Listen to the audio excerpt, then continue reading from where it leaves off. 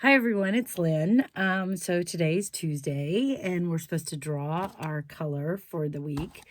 But just wanted to chat what I've been up to. So today I've been prepping an applique class. So I normally teach machine applique with fused, and this I've been I took her class years ago, but Sharon Schamber has a machine applique technique with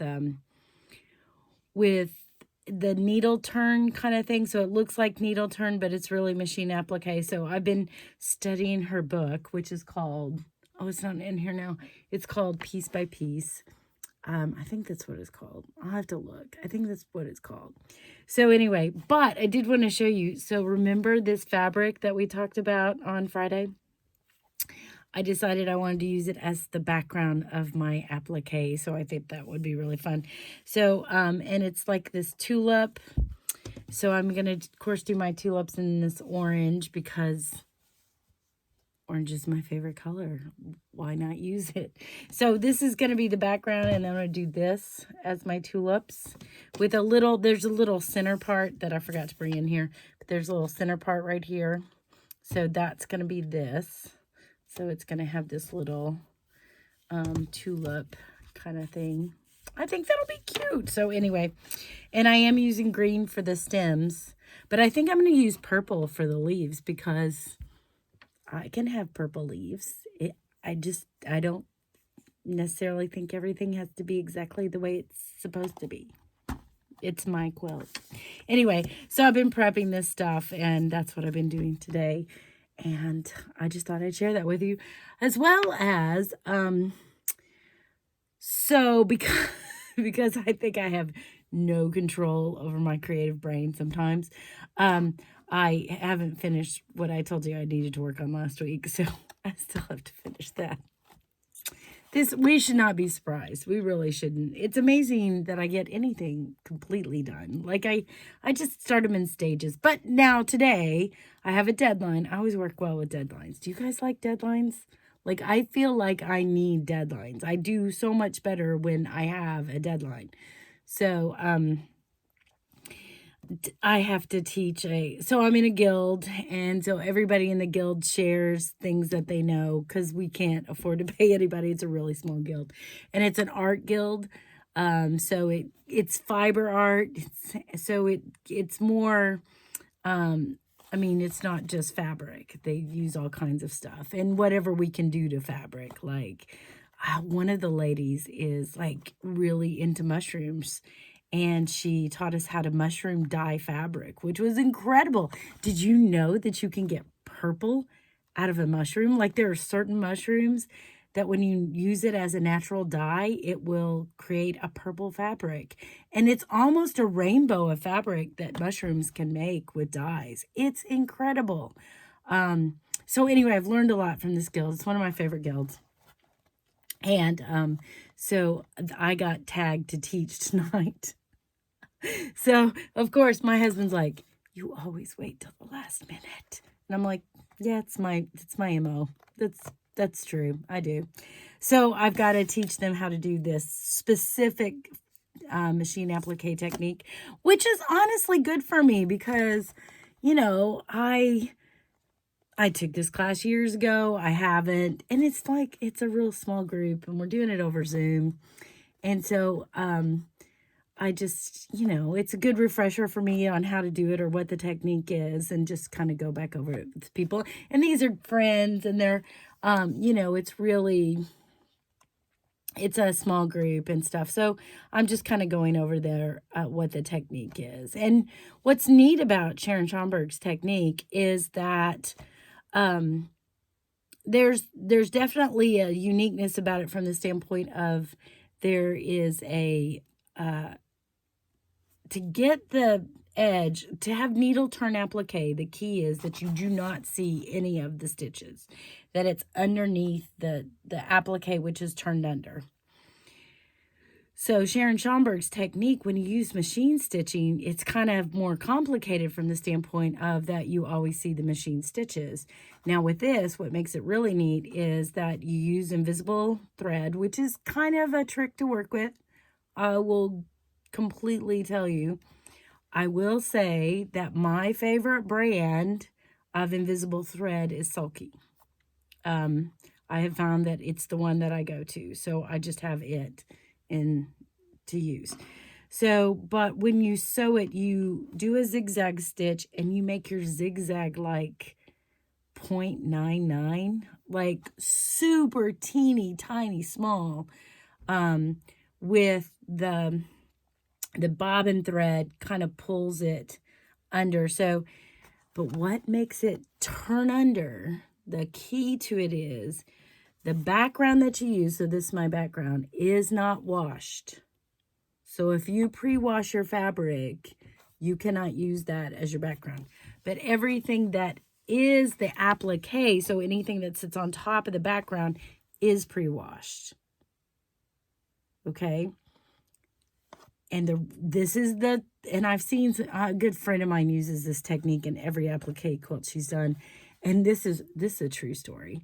So I was at a show and I was appraising her quilt and it was hanging at the show. And so I'm up there, making notes on it and taking pictures of it and measuring blocks and stuff, which is the normal thing you have to do. You have to do all those things. So I'm doing that. And this lady, who is older than me, was telling her friend that this was hand applique. And I looked at her and I went, no, it's not. It's machine applique. She was like, oh. Like, what? Like, I was wrong. And I'm like, one, I'm good friends with the lady. And two, she teaches this technique at a local quilt shop. And I knew how she made it. So I had intimate knowledge of the quilt that I was praising. But I will tell you, though, to give the lady props, I will totally tell you that this technique definitely can fool people. And if you don't know how to look for it, you can be fooled that it is hand applique because all the stitches are hidden underneath that.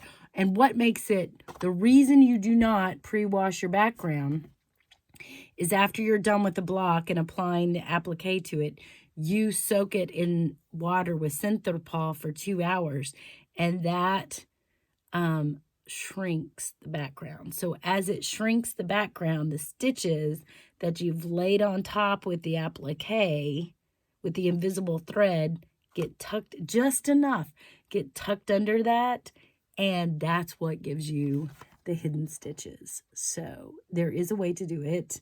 Sharon Schamber totally figured it out, and it's how you wash the fabric and when you wash the fabric. And so there it is, kind of it. I mean, there's a lot more to it in how you prep it and stuff like that. And there's definitely there's a specific interfacing, or it's not interfacing, it's a product that she has inside of the little pieces. These are the vines, the little vines. Aren't those cute? So, but it's a really fun technique. So that's what I've been doing all morning. I have been prepping this technique. So, and it's lunchtime and I'm like, oh my gosh, I haven't picked the color. How am I going to figure it out? So that's what I've been doing.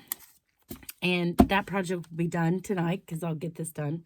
But I have to make a block kind of in stages. So that's the tough part about teaching, is that you have to really be conscious of, okay, I have to leave this not totally done yet because I need to show people how to do this. So, I don't know. I used to think, I guess I started watching craft shows in the 80s with Carol Duvall on HGTV. That was my favorite show because she did all these different craft stuff, right? And but she would just slide it over to magic. I mean, cookie shows do this too. It's like open the oven and look, the thing is cooked already. Wow, isn't that cool? So yeah, that you have to, when you're teaching, you have to think about what stage you want to leave something in so that you can display how it's done. So you end up making multiple of whatever you're doing, kind of thing. So anyway, so that's what I've been kind of figuring out today, what stage I leave stuff in so I can show people how to do it. And the new challenge is we've got a new setup in the studio, which I'm not filming in there right now because I like filming in here. But we have a new setup in the studio, and it's fancy. Well, you guys have seen it. It has a switcher and changes cameras and stuff. So anyway, this is easier. It's just on my iPhone, so it's not a big deal. Anyway, so what color are we gonna choose? I have no idea. I haven't picked yet, so I'm going to pick. I hope this is a good one. Ooh, peach. We're using orange. My favorite color. Peach. Peach, peach, peach. I love peaches. And I live in Georgia, so a peach is like appropriate.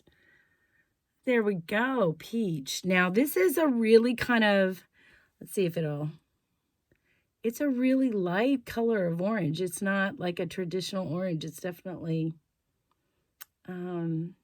peaches. Oh, I love peaches. I love peaches.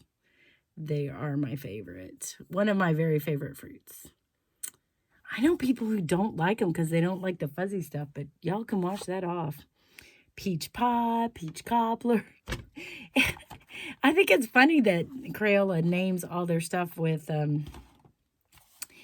food. Like it makes us think about food. I wonder if maybe we should keep this one out for our color thing. Like that would be close to the peach. I love peaches. So, we live not far from a farmer's market down here on Tuesdays. In the summer, they're not going on right now. I don't think they start again until May. Like I'll see them again. It's like May to October is the farmer's market. And so I always run down there when I know peaches are. And because we live in a peach state too. I mean, it is the peach state.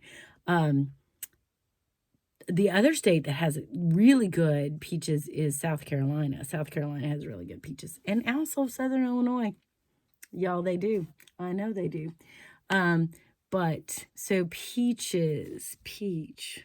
Well, orange is one of my favorite colors. So if not my very favorite color, it is my very favorite color. I just look good in orange. I don't think everybody can wear orange. I look good in those weird, like mustard colors and oranges. I think it's why I love the warm side of the color wheel most of the time. But peach. But I do like going down to the farmer's market and getting peaches, and they have different varieties. Because different varieties come in, like apples. It's the same thing with apples. There are different varieties that come into season. And so there are certain varieties I really like. Like white peaches are really good, but they're very delicate. You can't put, I don't think they stand up to a peach pie as well, but definitely good over ice cream.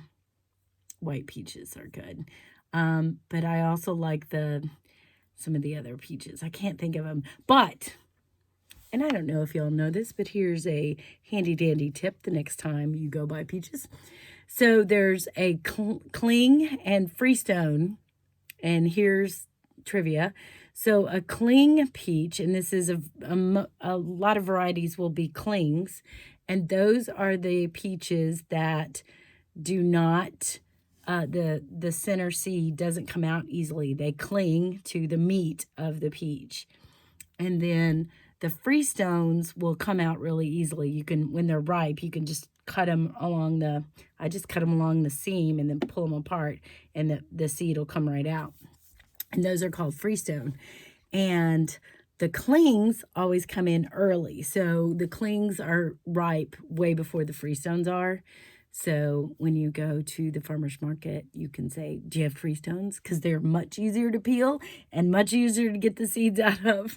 But I'll go and get peaches, and then I'll take them and clean them, wash them, and then cut them up and take the skin off. And you can do that in a couple ways. You can put them in hot water, boiling water, and then put them in a cold bath really quickly. That'll make it easier. Just like tomatoes, it makes it easier to peel off of it. And then I'll put them up with simple syrup. And that's easy. Just simple syrup and peaches.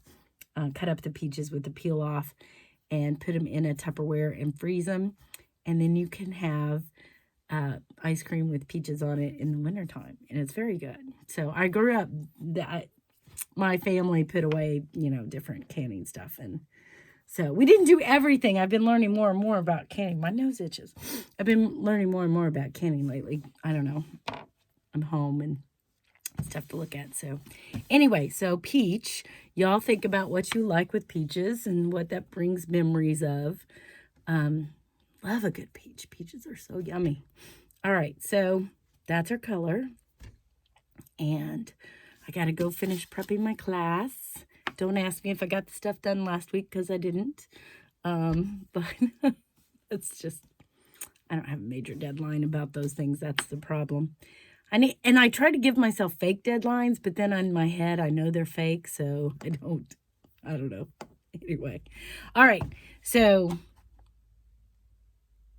Crayola, peach. I will talk to you on Friday, and we will see what we can figure out with a peach. All right. Talk to y'all later. Have a good day.